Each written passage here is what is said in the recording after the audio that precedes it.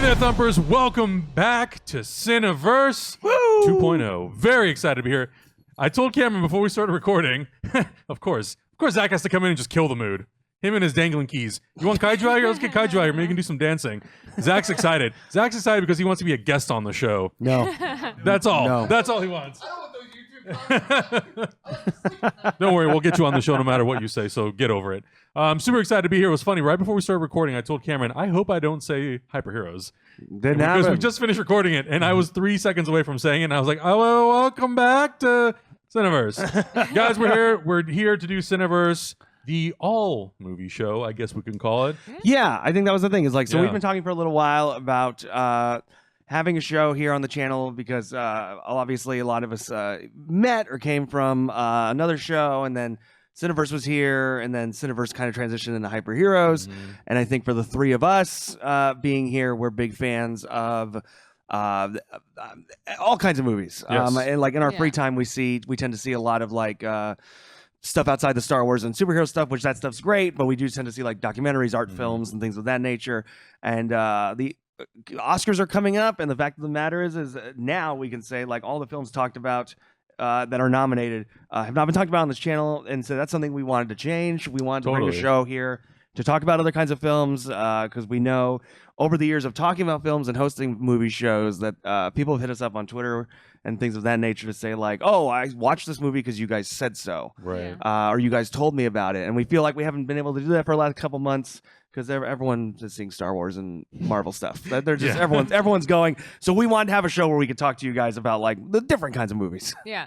Yeah, and like I remember when we started out doing stuff here last year, we started doing a lot of trailer reactions for movies that were not Marvel, DC, Star Wars. Yeah. Yeah. And then it sort of like died out a little bit, and I think it was because we just got so busy doing, everyone here is either a guest or has been hosting a bunch of shows.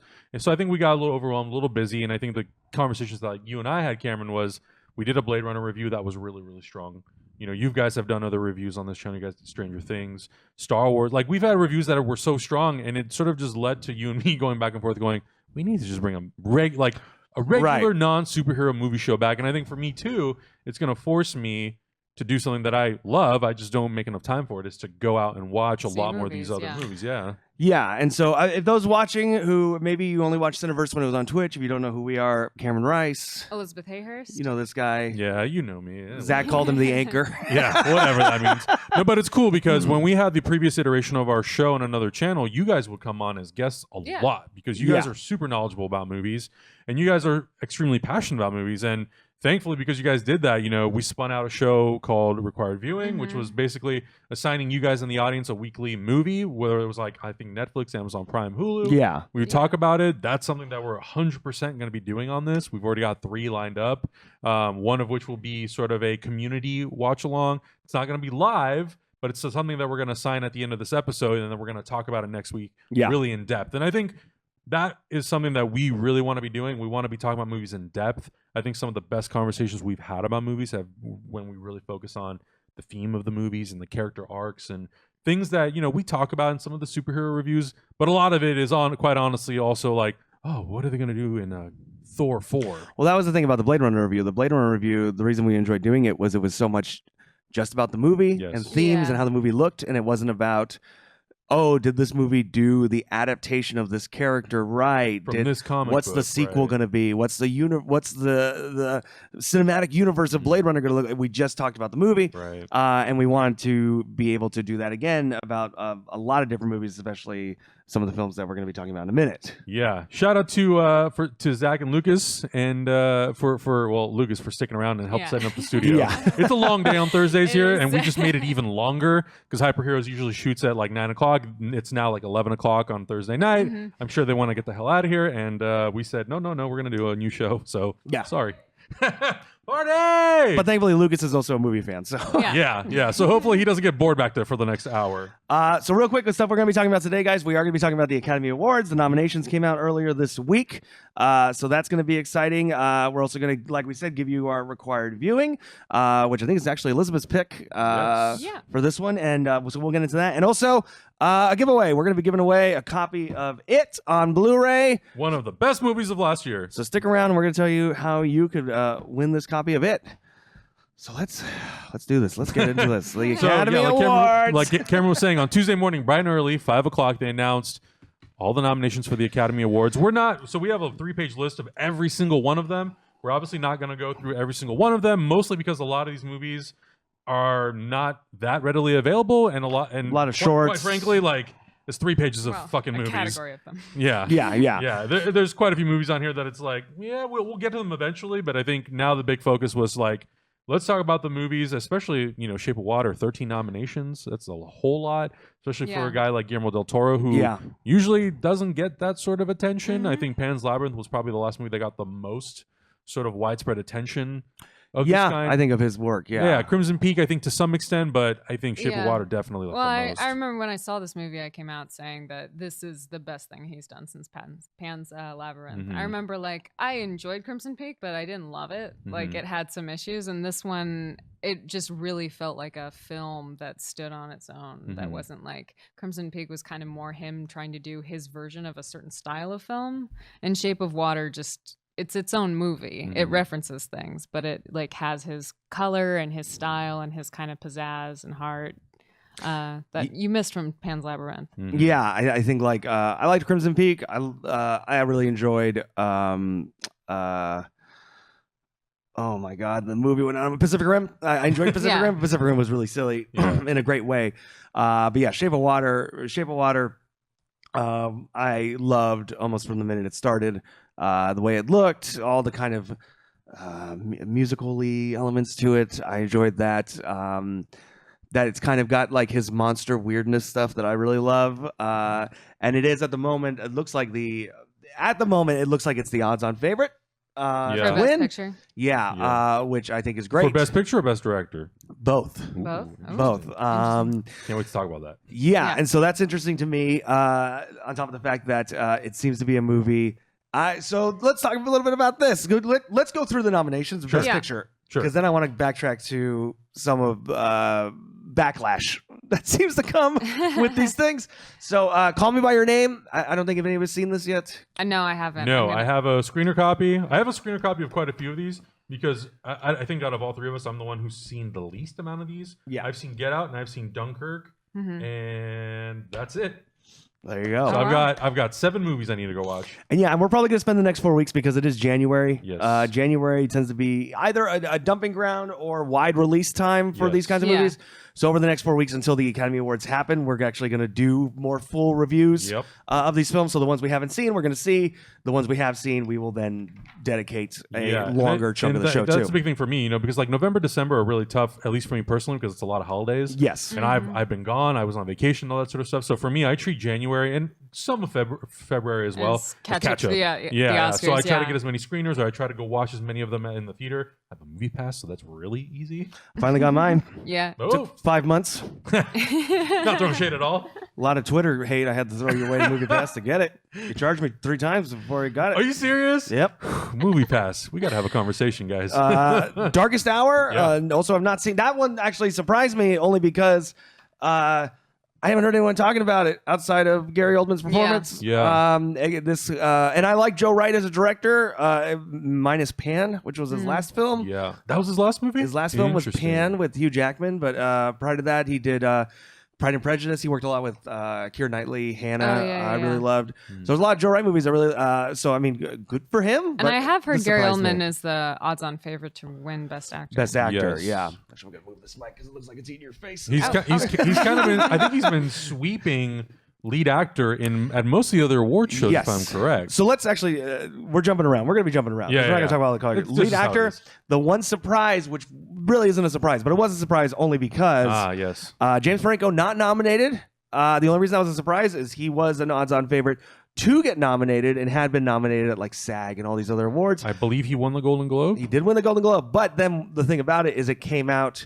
that voting had happened the voting week after the Golden Globes, which was when all the controversy about him had come out on Twitter. So Franco not even nominated, and I am wondering if that spot was taken by great actor Denzel Washington for Roman J. Israel, because I have not heard anything about Roman J. Israel. Well, he was nominated for that for Golden Globes as well, wasn't he? Yeah, but I think those are the only two that he got nominated for, which is, again, I love Denzel, and I want to see Roman J. Israel, but it felt like a movie that kind of came and went. No one was really talking about it. He is also he has a bit of a Meryl Streep thing to him, where it's like if he does something, he's gonna be in there because he's phenomenal, and everyone's like, oh yeah, Denzel Washington. You put him in the category. Yeah, of course. So no Franco. So yeah, Darkest Hour, Dunkirk. We saw Dunkirk in IMAX. Yeah. Yeah, I did too. I know a lot of people are split about that movie. I think that loved it. I think that movie is great. And to me, and Elizabeth brought it up too, it's like that movie in Best Picture and Best Direction makes sense. Makes complete sense. Yeah, you're not going to see a Harry Styles Academy Award nomination because that movie it's not necessarily about the characters, like they are a part of it, but it is about the whole sort of grand scope of the situation. What was your experience? You were telling me your experience when you saw it, that you felt kind of I that was like a hard. I mean, here's the thing: is like with all the sound thing, I think it did its job. I heard a lot of people complain about the sound design because it was so relentless, right? And I mean, it did totally take you into that time, so I think it accomplished what it wanted to accomplish. Yeah, I loved it, but yeah, it's very tense, and that ticking clock, and Tom Hardy's great. Yeah. Well, I mean, it was they did a brilliant job with it. I think for a lot of people, it's like a lot of the complaints were this isn't my type of movie. Right. Yeah, I think a lot of people, we had this discussion that it felt like, and not that it's unworthy if you didn't like the movie or you wanted something different. I think a lot of people were maybe expecting a Saving Private Ryan kind of thing. Or it's a character-driven. Not that. Yes. Right. And I think a lot of people are also very surprised. It is 1 hour and 47 minutes shorter long. than Memento. It's the shortest Christopher Nolan movie. Yeah. And I think a lot of people are going expecting, oh, this is going to be 245. That's what very most war long, movies are. in-depth, character-driven, blah, blah, blah, blah, blah, blah. And it's really not. It's more. No, it's not. It's definitely more about you sort of being an outside spectator in on this thing. It's like almost if you were like in a blimp and you were just going around Dunkirk and experiencing this thing. It's like it's really unique, and I really liked it for that. And I thought the cinematography in it was extremely well done too. Yeah. Get Out. Very happy to see it on there. Yeah. Loved Get Out. And that's the first horror movie to be in almost 20 years since Silence of the Lambs, I think. Yeah, because Silence of the Lambs, I think, came out in 1991. Yeah. So, yeah, wow. That's crazy. And so Jason Blumhouse, it's a Blumhouse production, is Get Out. That's huge for them. Yeah, so I guess does that mean that would make, because he's a producer, I guess that would mean Jason Blum is nominated for an Academy Award. He is. Good for that dude, man. He figured it out. Happy Death Day was great. Happy Death Day was great. I like Split a lot. Yeah, Split was great. They had a hell of a year. Yeah, really good year for that company. So I'm very excited for Get Out. I will talk a little bit more about Get Out when we kind of talk about some of the backlash stuff. But Lady Bird, that's the one I have not seen. I still have yet to see Lady Bird. Same. I know you saw Lady Bird. Yeah. What did you think of Lady Bird? I liked it. Here's the thing, though, is because I listen to NPR and they're pushing Lady Bird really hard. And so you were saying it was like 30 minutes of just Lady Bird. Yeah, it's been like 30 minutes of Greta Gerwig interviews per 30 minutes of news for like 3 months. And she's lovely in interviews, right. but it's just like there's something big just happened in the world. Yeah. 15th interview with Greta Gerwig. Okay. But here's the thing is, going into it with all that, and that's like, it's hard to go into any film with people saying like it's the best film, because like it doesn't do it any favors. Right. I liked it. I will say I liked it. It was well done for what it was. I didn't really like transcend what it was for me though. It's like, here's my experience as a teenager. These characters are believable, and then that's the movie. Right. And it's like, that's great. Both the female performances were great, but like, I mean, it didn't like have that extra thing. Like, it didn't have anything macro to it. Not that everything needs that, but like it wasn't so powerful as a slice of life that it just didn't have the zhuzh. Yeah, I guess so. What's the movie that came out last year with actress who was in Pitch Perfect and in True Grit? I'm forgetting her name. Edge of 17. Yeah, there was a lot of discussion about that movie last year. How does that sort of, because I haven't seen either of them. Oh wait, which movie is this? Haley Steinfeld, Edge of 17, Woody Harrelson. Did you get a chance to see a lot of that people one? were comparing it to like a John Hughes kind of movie. Yeah. It does definitely has like those John Hughes elements to it. Yeah, I don't know. There's some of it like because she's so obsessed with going to New York. Mhm. Right. I just kind of wonder if like a lot of people in the industry like relate to that, or Maybe. that's I know like how you feel, girl. this is We've my been there. story. I wanted to go to New York too. Yeah. Yeah. And I did. I really want to see it. I loved Frances Ha, which she wrote. She Mm-hmm. co-wrote with Noah Baumbach. A lot of Greta Gerwig stuff that she's written on, I really, really loved. So I'm excited to see it. It's just one of those things like Yeah. I had one of those nights where I got to choose between Killing of a Sacred Deer and Lady Bird. Right. Lady Bird was in every theater. Killing of a Sacred Deer was in this one. So Yeah. I went to and Killing of a it, Sacred and Deer. it, yeah, and it might just be Which like I a loved. personal preference thing because like I mean, and I guess that's part of like the mumblecore movement or whatever. It's just like I get the same amount from Frances Ha that I do as Greta Gerwig in interviews, where it's just like Mhm. she's a lovely person. Yeah. I will She's say, a lovely person with a lot of lovely ideas, but like if the film isn't more than the interview, it's like, well, that's interesting. fair. Full disclosure, I also saw Frances Ha followed by a Q&A with Greta Gerwig. Well, I yeah, was yeah. like, this is great. Yeah. Oh, I could just listen to you talk, but you're just so charming. Yeah, it's great. Yeah. But like, yeah, Phantom Thread. I don't think anybody's seen this yet. I haven't seen it yet. I'm no. waiting to go see it in 70 millimeter because it's Paul Is Thomas it Anderson. going to be out here? Is it out here? In Yeah. Is it which theater?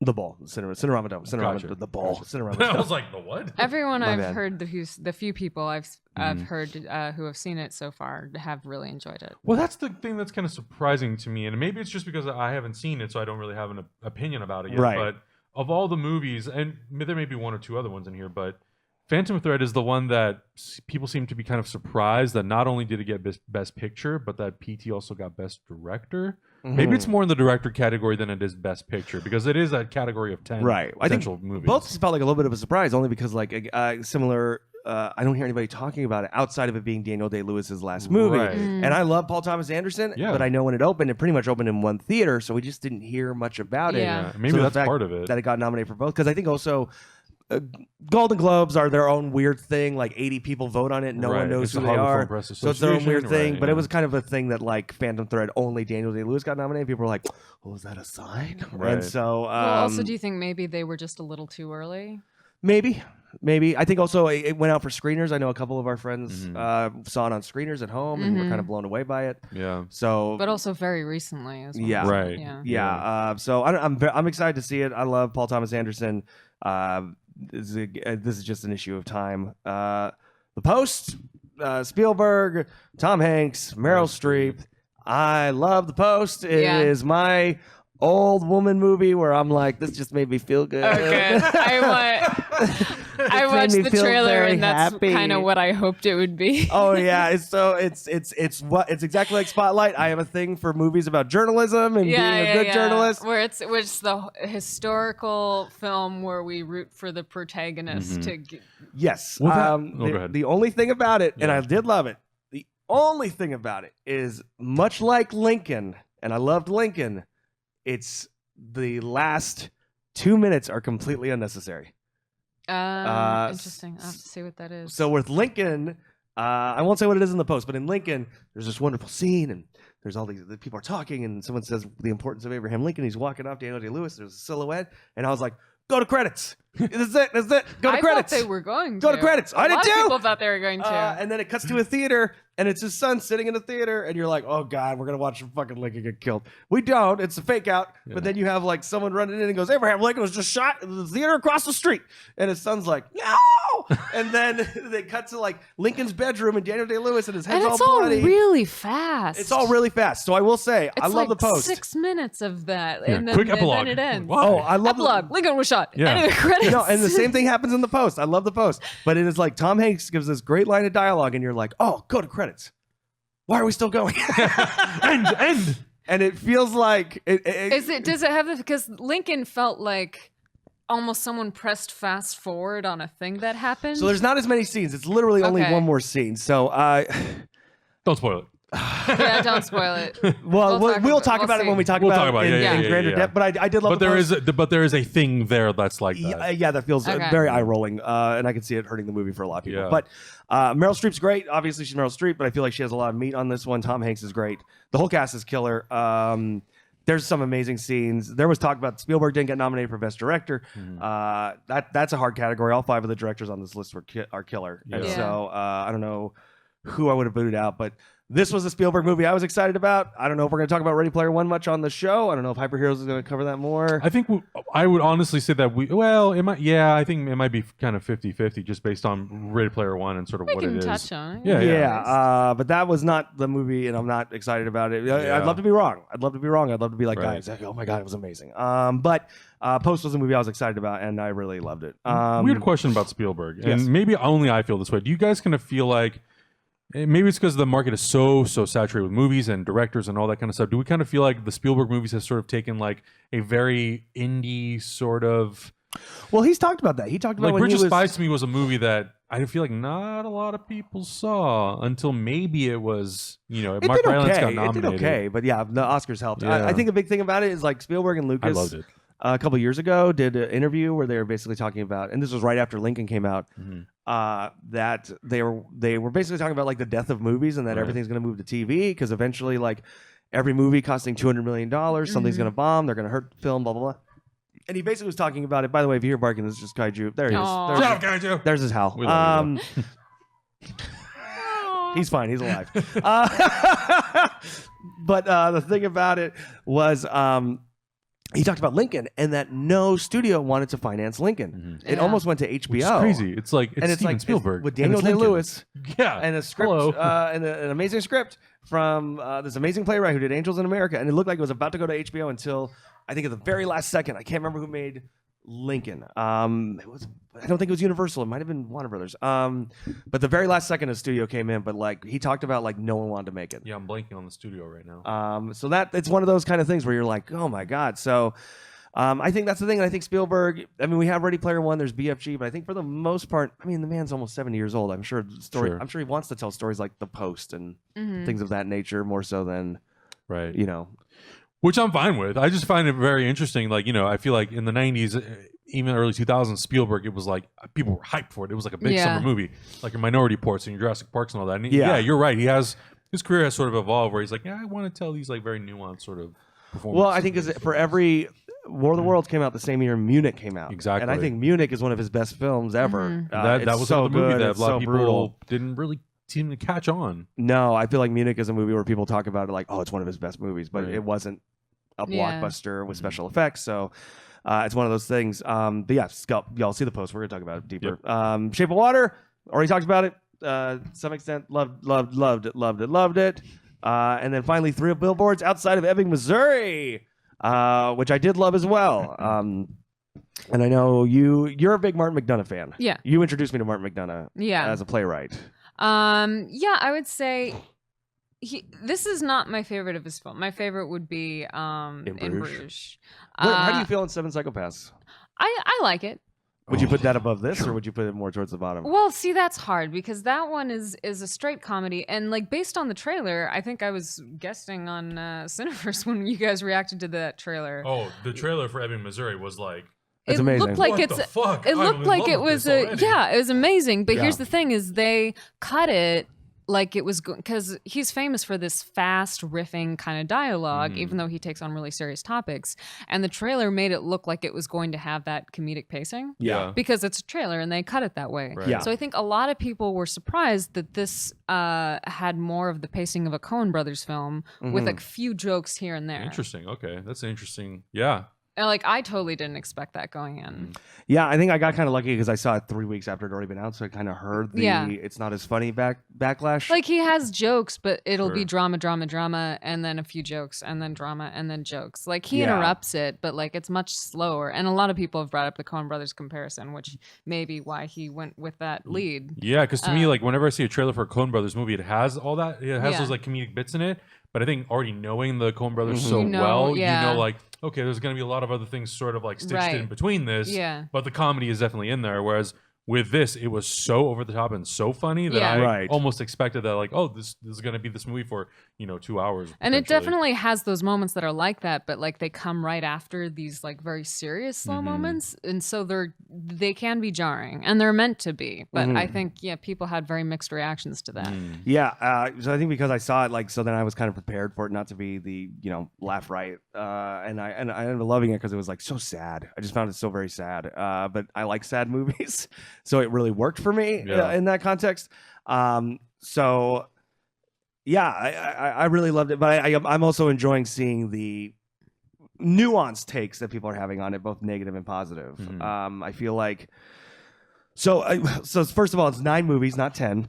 Right. 9 Which, films. At that point, I'm like, okay. Yeah, that's always a little strange. Well, Best isn't it? Picture is always weird. It's based on a statistical thing more so than and it's based on and that's also how I didn't know that. that's also how films win as well. Like that's how some people think. Really interesting. That's how some people think. Moonlighting actually ended up winning last year was because even though La La Land was the odds-on favorite, by the time the Oscars came around and the actual voting happened, so you rank all 9 movies in like on a list. That's how what you do is you rank it. So if like La La Land was number 1 for a bunch of people, but then number 7 for a bunch of people, but everyone put Moonlighting as 2 right. Yeah. across the board, Then Right. it edges it out. Moonlighting wins. Interesting. I did not know So- that. How did you find that out? It's one of those I read a lot about how the Gotcha, Oscar stuff gotcha, works. gotcha. It's so weird. That's why whenever people are like, "How could that win? That's not the best And movie." so I'm why like, is it sometimes 9 instead of 10? It's again like some kind of weird statistical math thing. So it like has to have enough people put it this high. enough Right. They just percentage of cut people it. voted for this For movie them to be like, the okay, best picture. gotcha. Oh, That's so weird. interesting. Yeah, because I know you and I were talking about it, and one of the big things was like, if you're gonna do 9, just put in a 10th. I know. No, if you're I at know. 6, then sure, I get it. But like at 9, throw one more in there. I know. Just to say it. I know. So there's so many like little movies that like Yeah. that could have been thrown in there, but they're not in there.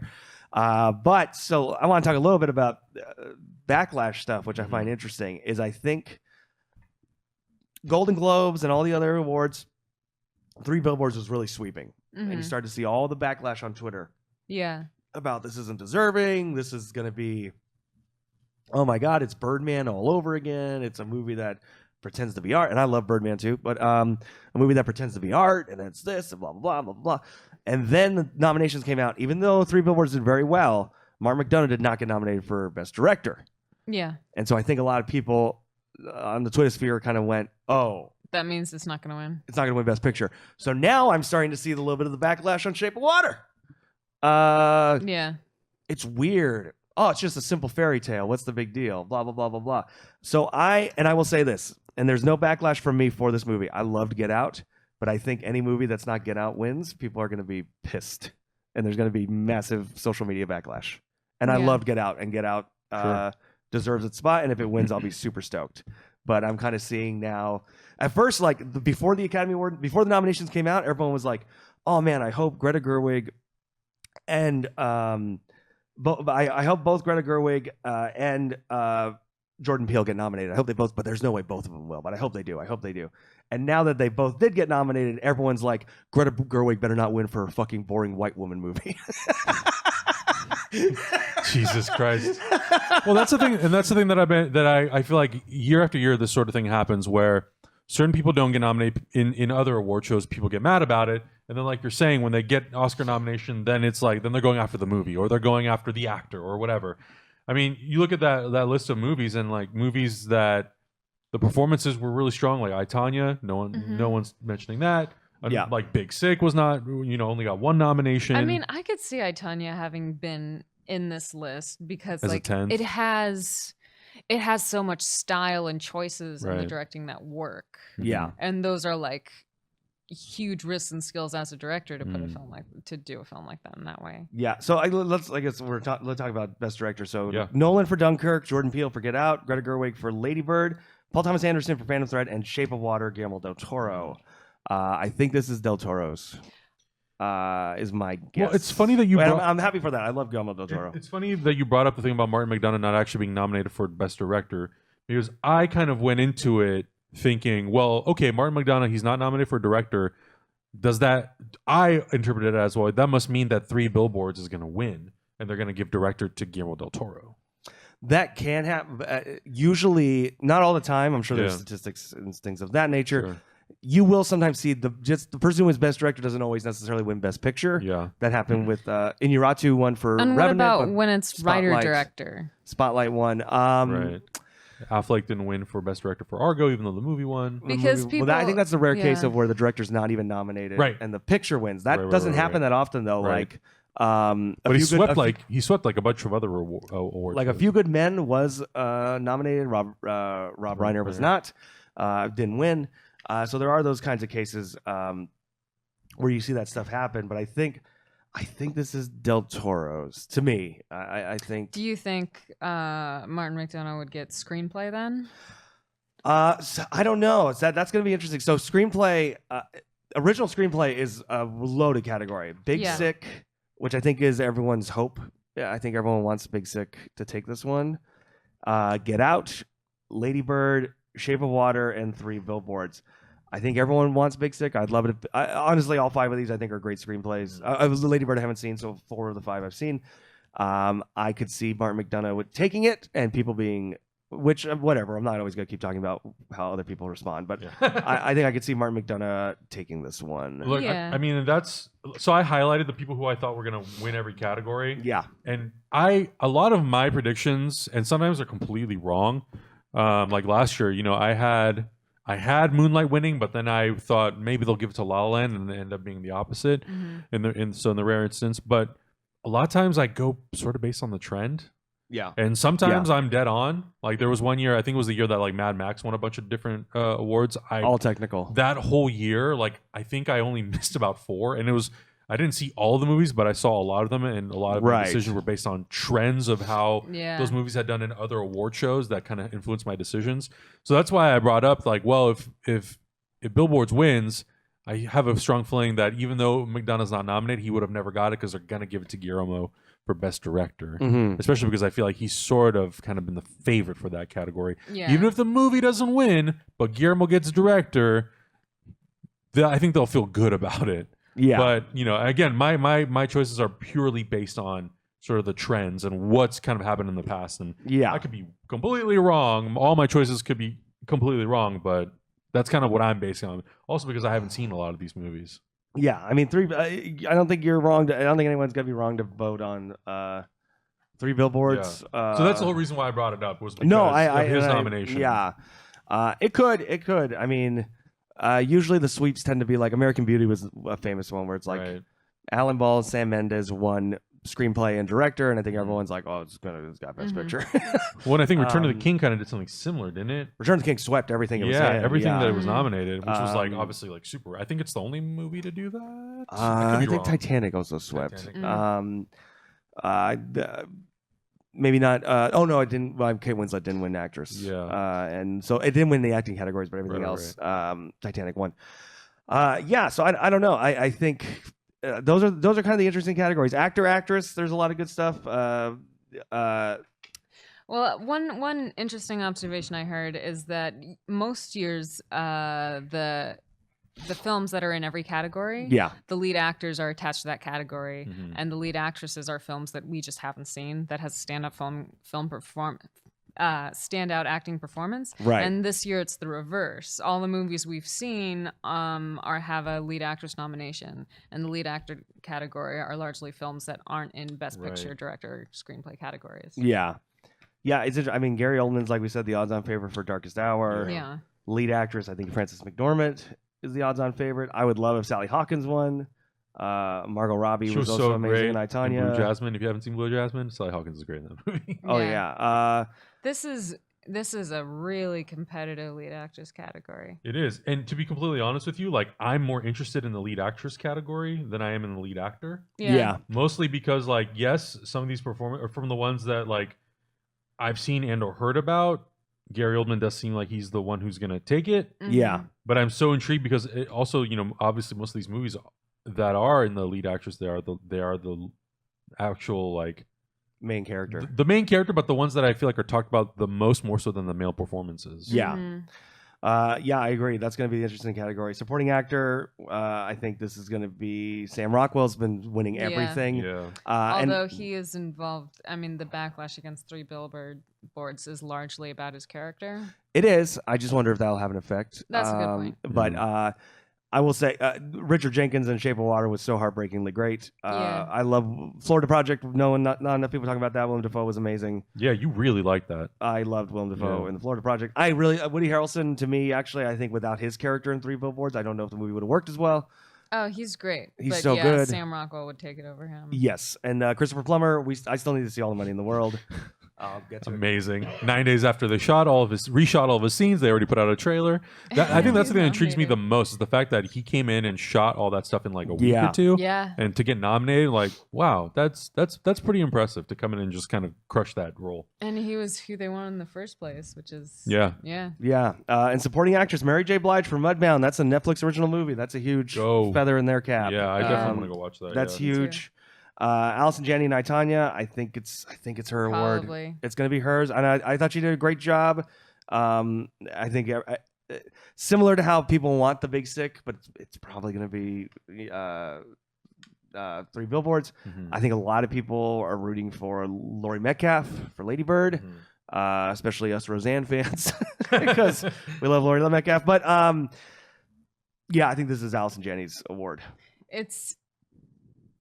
Because she does two things. She's doing an impression, and when they show the side by sides at the end of the film, it's got such a great credit sequence where they show the actual interviews and then the actors next to them. So like they do in The Disaster Artist, but this one's better.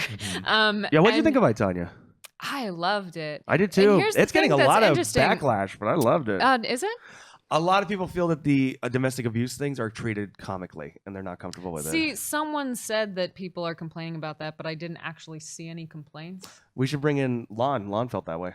Oh, interesting. That's Screen Junkies, Adam's coworker. And Lon's a really good guy. He's been on stuff. We've wanted to bring him here. He's a really smart guy. Yeah. But he felt that way. The thing about it is it's from Tanya's perspective. And Right. they break the fourth wall constantly and talk to her. And her perspective is that it's normalized. Mm-hmm. So and they shoot from different people's perspective. They have people break the fourth wall and say like, that's not how it happened. Or this is what, or like that never happened at all. Right. So when you're doing that kind of stuff and those sequences happen from her perspective, and then it cuts to her just being like, well, I don't know. That's just how I was raised. So whatever. And Yeah. you can't, it should be filmed with the pacing of someone shopping at a grocery store, even if the acts are disturbing, because to do these slow, dark camera angles on it and then cut to her being like, well, for me, it was whatever. That's how I was raised It would breaks. be wrong. Yeah. So it's almost, I think, hits harder because it's filmed in this whatever way. Right. And I think that could be part of the reason why it's getting back, because people don't really look at it that way. Right. They're just looking at it as like what it's talking about and Mhm. what it's potentially going to do as an influential piece to people. It's like you have to really examine it from how is it being told from the I perspective do of the think character. that's probably why I didn't get a Best Picture nom. Interesting. For that reason. I will say, like, it's very cleverly done. And if you're a fan of that movie, you should definitely check out 24-Hour Party People, which did the same thing. And I would say, like, this film owes a lot of influence to that. Interesting. Yeah, I think a lot of people are comparing it to the Goodfellas, which is inaccurate. I think 24-Hour Party People is a much better. Because it has the same thing of, Yeah. like, historical or famous figures who, like, turn to the camera and address what's happening. Yeah. And it's hard, and she does it so well because Allison Janney's playing the abusive mother. Mhm. So you have to see that character, but then also she has to have that comedic element of when it cuts to her interviews. Right. And the fact that the film is comedic in tone, most of it, and she does the balance so well. And also doing an impression at the same time. That's sort of my complaint. I don't know which word fits it better, but when people do talk about movies a lot of times, I feel like that's sort of thing that they overlook. They overlook the craftsmanship and the actual art behind of like, well, why did they make that decision to do that? Oh, yeah. You know, why did they decide to interpret it that way? Or why are you interpreting it that way? Like, what are they doing from a filmmaking standpoint? And I feel, and it sucks because this controversy comes out about this movie and then people are turned off by it. They're like, well, I'm not going to watch it if that's what it is. Like, no, you should go watch it to experience it so you understand why they're doing it the way they are.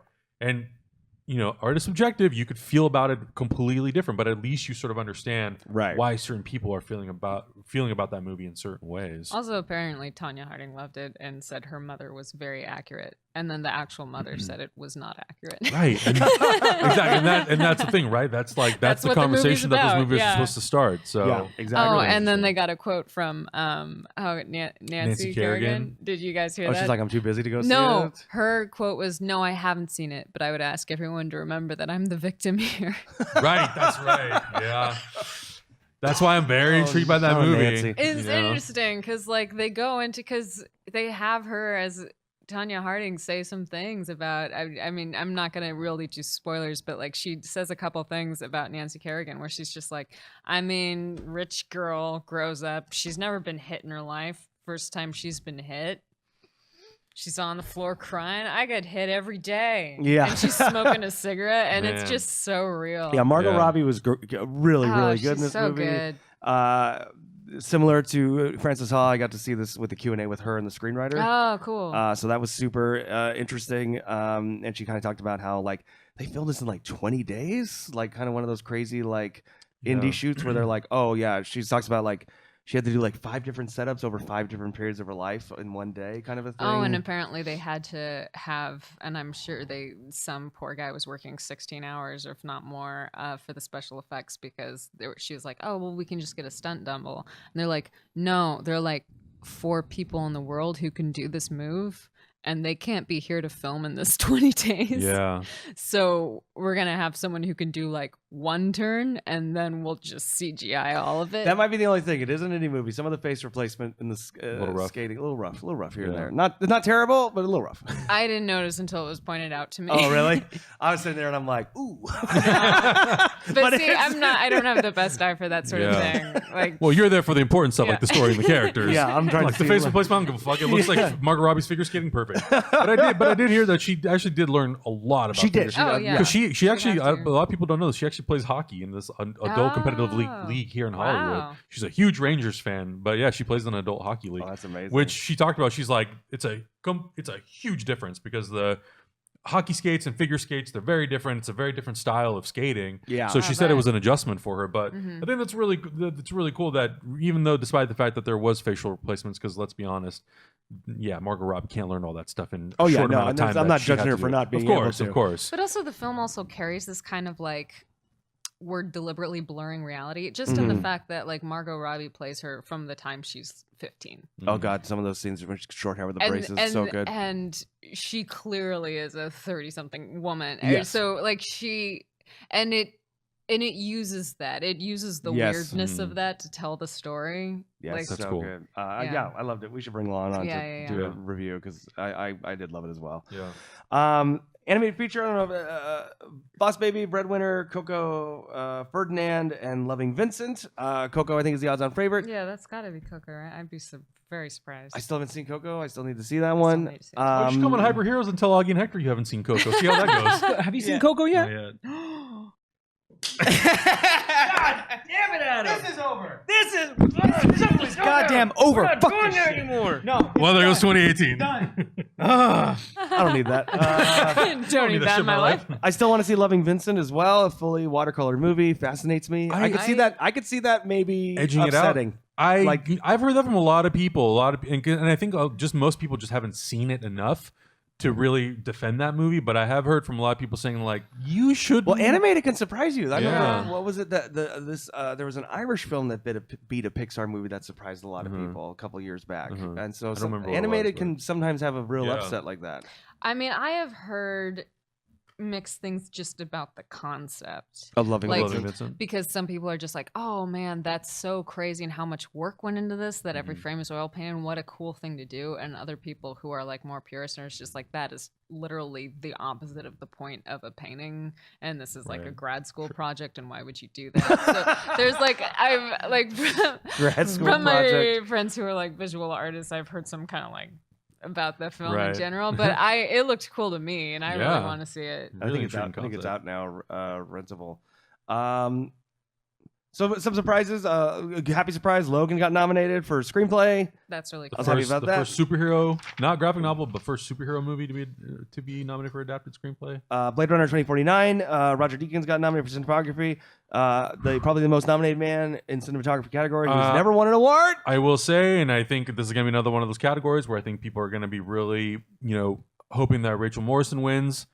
I don't think that's gonna be the case. I think it's gonna go to Roger Deakins, just based purely on the fact that it's like his 100th nomination. I know, but But that's what who makes me think it's going to go to it's- Hoyt. I think it's going to Hoytema Hoyt. Hoytema? Yeah. Yeah, I was was great? wondering that Yeah, too. he's great. Oh god, but Blade Runner's got to get something. That like how much work and how Right. crazy that was. Yeah, I I know, think so good. I will say the only reason that I would personally maybe edge it out and give it to Blade Runner 2049, aside from the fact that it's Roger Deakins' 7,000th nomination, Yes. is the fact that for what it did and how immersive it made me feel, Yes. Dunkirk does the same thing. Yeah. But I'm more impressed by 2049 because it's not a historical piece.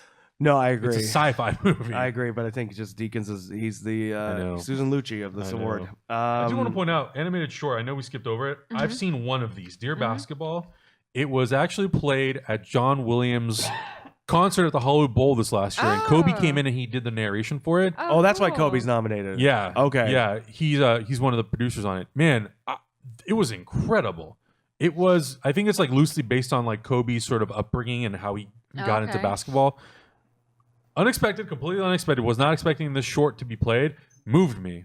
I'll check So- it out for sure. Yeah. Obviously, I haven't check seen that the other out. 4, but it was really, really good if you get a chance to catch it somewhere. Best documentary, the only one I've seen is Icarus. Ooh, that's on but Netflix, I right? loved it. Yeah, Yeah. I thought it was great. I've it was heard that's the really kind of good, too. documentary thing I like, where it's like, here's 20 minutes of one kind of story we're going to tell. Oh shit, this major thing happened. Now we're going this way. Oh, cool. I really liked it. Very intriguing. It kind of felt like a mix of Citizen 4, the Snowden documentary, mixed with some of the Lance Armstrong stuff, because that's kind of This what. is actually the only one I've heard much about. Yeah, which probably means it's going to win, which is not a Yeah. bad thing. The documentary category is always interesting, and I'm actually kind of happy that Icarus is in there because it was really good. Documentary category, I feel always a little strange about it because there was a couple years there in 2000 where honestly, I think not a lot of great movies got nominated because they were about Iraq. Documentary is always a hard thing to talk about because I think if you go to Rotten Tomatoes at the end of the year and look at like the highest rated films, a lot of documentaries are on there. Sometimes they're shit, and I think just people don't know how to properly critique documentaries. Yeah. It's like, oh well, I agree with this point of view, so therefore Sure. It's great. it's 100%. Right. So there was a lot of like anti-Iraq war film documentaries and stuff, and like there's never usually comedies or fun ones and stuff like Yeah. that. But sometimes there is the occasional important documentary that's also really good, which was Mhm. like The Act of Killing, Yeah. the year that won, which was an amazing film if you haven't seen The Act of Killing. I want to see real quick about best editing. Best editing, just replace the word best and put in most, and that's usually who's going to win. That might be I, Tonya. It might be I, Tonya. Which I think- it oh, no, might it would be Dunkirk. Baby Driver. I think it's Oh, going to be really? Dunkirk.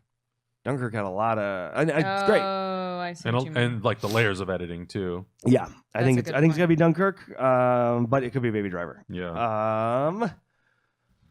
So let's talk. We're gonna wrap this up with the song, only because I want Elizabeth to talk about Greatest Showman. Oh man, The Greatest Showman. It's What a movie. It's something like it was. I will say it's the first thing I saw with my movie pass because it was like I do not want to pay for this, but I need to know what it is. Now there are people who are friends of ours who are like, I've gone 4 times. I went to a sing along and this, that, and the other. Blah blah. well, blah. that's crazy. I will say like Elizabeth saw it with free with her movie pass. She's like, "Can I get my point back?"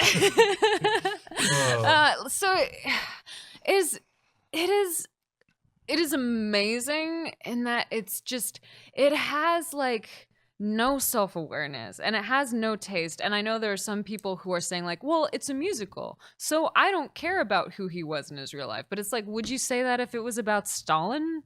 Like, would you like I this know. is literally Springtime for Hitler about a guy who like abused people, and everyone's just That's- like, well, it's catchy and that's what I came here to see, so I don't care. It's like, you don't say that about anything else. That's sort of my thing Why? about it a little bit, which I don't understand. Is like if you are going to so drastically change a man's life, like, and all you're trying to do is tell the story of like how the circus was made.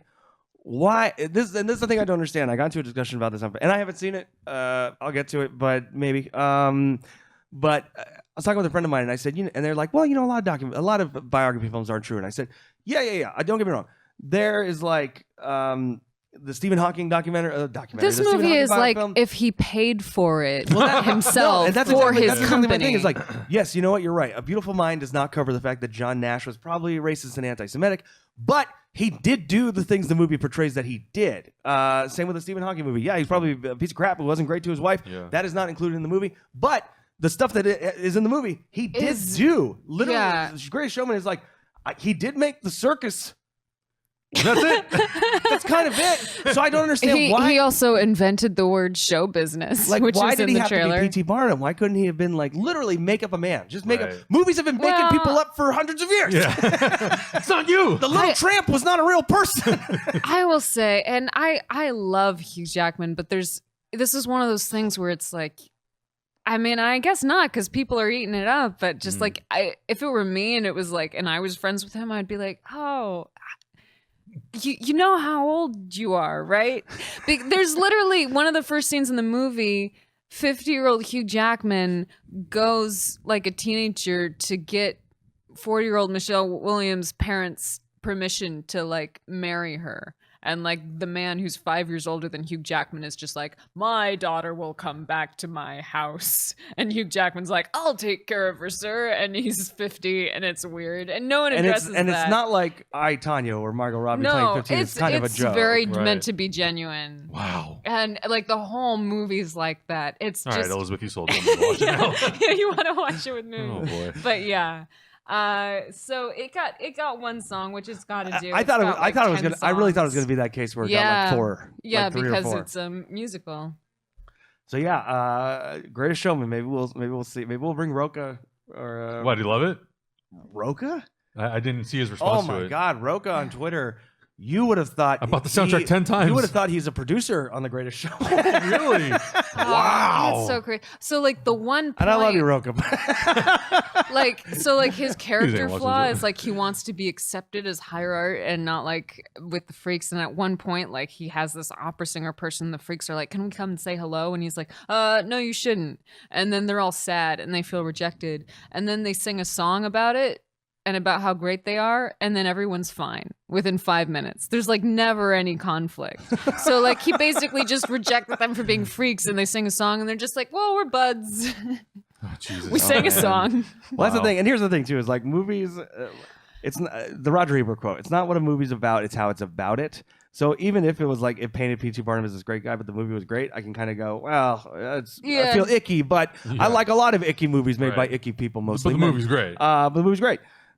Talking to frankly Elizabeth and other people whose taste I like really tend to fall in line with. It sounds like how it's It's a about lie it. and it sucks. It's Yeah. it's ridiculous. Also, the choreography is very like Disney. High School High School Musical. Yeah, High School Which a lot of people Musical. seem to be loving about it, actually. Well, it's fun choreography. It's weird seeing Hugh Jackman do it, and he's good at it. It just looks How are the weird face on his shape. replacements on that? Probably pretty good. Oh man, So yeah, that's Interesting. that's the greatest very show. interesting.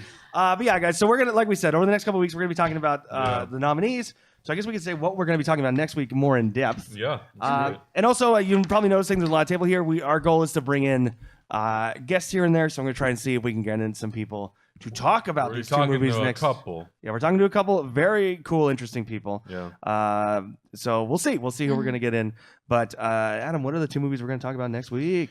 Ooh, I'm super excited about this. So this is not going to be the part where we're actually going to assign you guys a movie to go discuss. These are 2 movies that we are going to watch on our own, and then we're going to come back and do deep dives on them. Yeah. We're going to be doing Call Me by Your Name, Mhm. starring Armie Hammer and Timothy Chalamet, and Shape of excited. Water with Sally Hawkins and Octavia Spencer.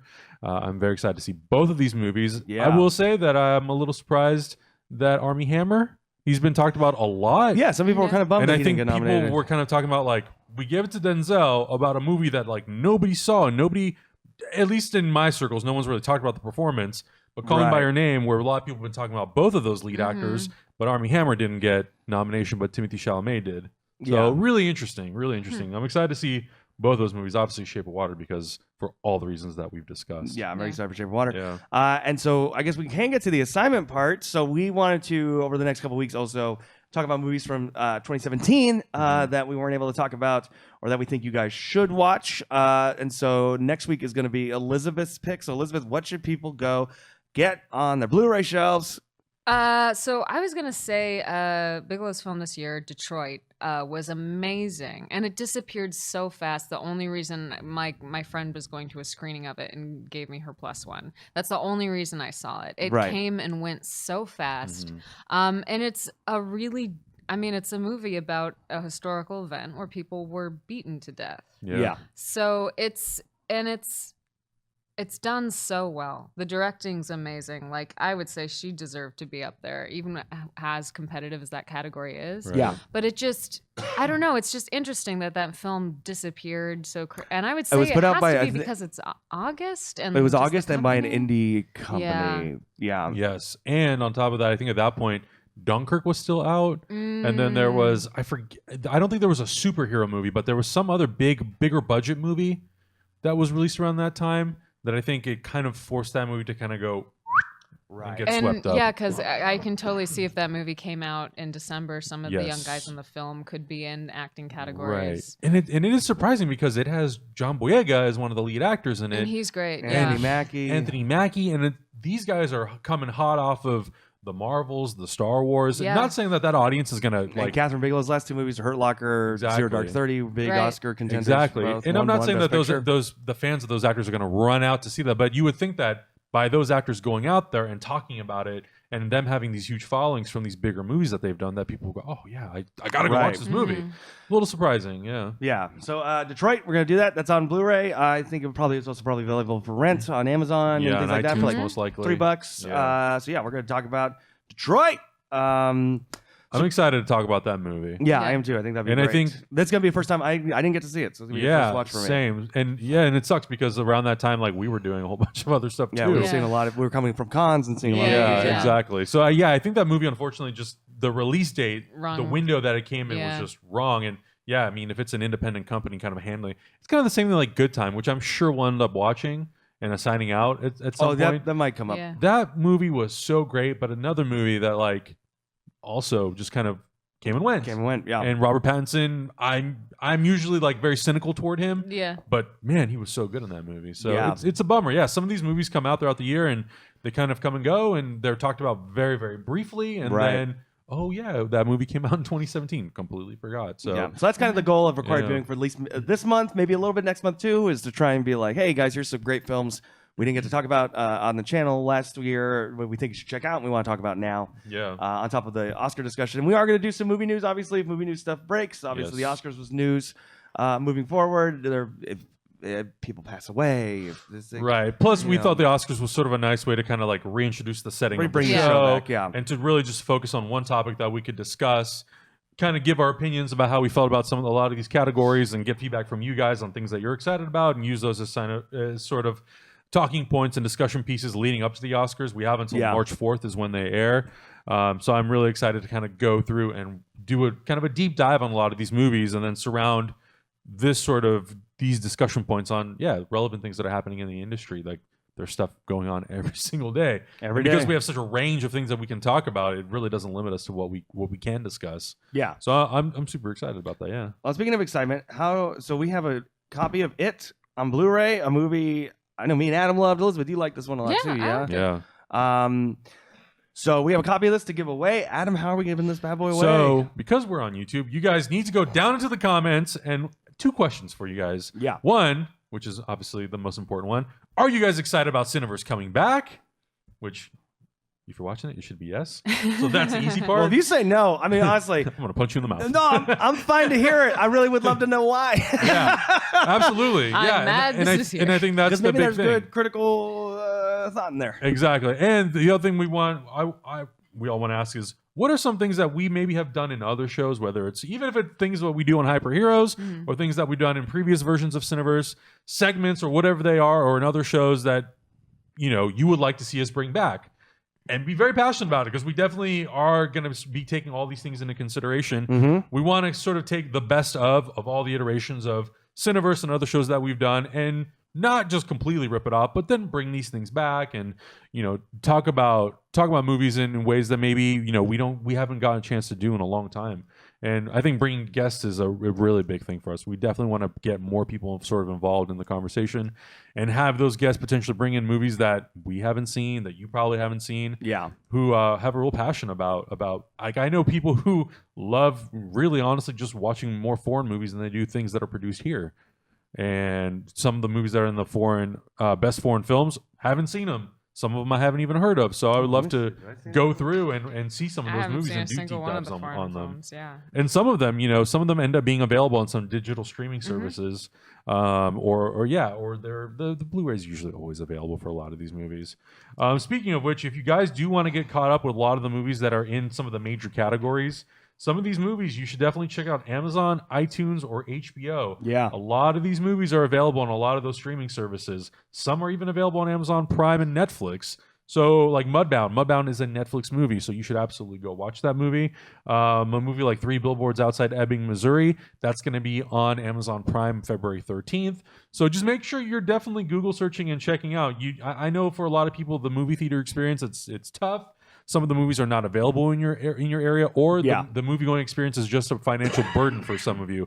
So make sure you're doing your research. I think for us, we're gonna definitely try to make a habit of, if we know a movie's coming to a digital streaming service, or we know it's gonna be out in some capacity where you can watch it, and it's part of Hulu, Amazon, or Netflix, we'll definitely let you guys know. Yeah. Or if there's a killer deal for a Blu-ray for like $5. Dunkirk was $9.99. Dunkirk was $9.99. I'm gonna retweet that tweet. So if you want to grab a copy of Dunkirk, $10. I mean, that's a pretty damn good deal for a great movie. Yeah. I think that's sort of gonna be the thing going forward. And you guys, make sure you're following us on social media and giving us suggestions for things that you think we should try out on this show. If there's guests, because we don't know everybody. Right. We don't know everybody. So if you're like, oh, I'd love to see so-and-so. Yeah. I know. Make sure, keep in mind, we are based in LA, so we don't Yeah. have the budget to fly anybody out here from like France or you're like New York. So keep that in mind. But yeah, we're definitely open to having any sort of guest who's really passionate about film. Between us three, we have a really cool roster of people that we're going to be reaching out to. Yeah. Hopefully they want to come on. We shoot the show a little late. We might have to make some adjustments. But in any case, like, that's what this show is built upon. It's built about the passion of talking about movies. And just make sure you guys are hitting us up, because we would like to also discover new movies that maybe we haven't seen. Cameron, you got plenty. Elizabeth has plenty. I might have a few too. So I'm super excited about that. I'm super excited to be doing the show with you guys. And it's going to be a good time. So make sure you guys leave us a lot of love in the comments, a lot of likes. Make sure you're sharing it. Cameron, where can people find you on the interwebs? Twitter.com/Jurassic Alien. Go there, and I'm usually commenting or posting about other things I've got going on. Elizabeth? I'm on Twitter as Ford Prefix Kid. And I'm just on all socials under Adam Hlavik. Make sure you guys subscribe. Hyper RPG. We're going to be doing the show every single week. And can't wait to talk movies with you guys next week. Yeah.